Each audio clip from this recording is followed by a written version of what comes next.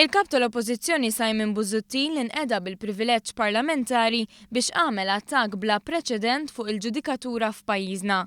F'diskors ta' kważi siegħa fid-dibattitu dwar l-estimi finanzjarji tal-Uffiċċju tal-Prim Ministru, Simon Busuttil naqas milli jsemmi għall-anqas darba il-miżuri tal-Baġit 2015.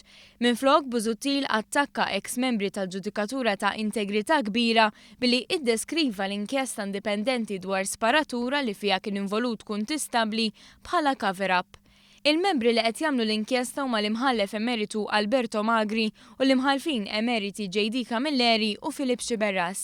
Donnok diġà taf illi din l-inkjesta hija cover-up oħra kif tafu tagħmlu. Għal din id-dikjarazzjoni il-Prim Ministru Joseph Muscat sostna li huwa se jkun qed joqgħod għad-deċiżjonijiet li se joħorġu mill-bord ta' inkjesta indipendenti.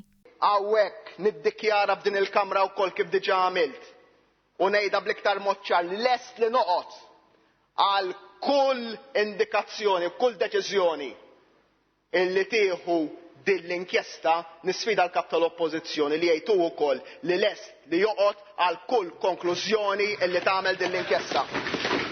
Il-Prim Ministru fakkar li l-kap tal-Oppożizzjoni kellu kull ċans li jappunta persuna li jritu biex tmexxi din l-inkjesta, iżda irrifjuta li jagħmel dan. Joseph Muscat tem jgħid li l-kap tal-Oppożizzjoni kompla jikkonferma n-negattività tiegħu u se jkollu jwieġeb politikament għad dikjarazzjonijiet irresponsabbli illi jagħmel.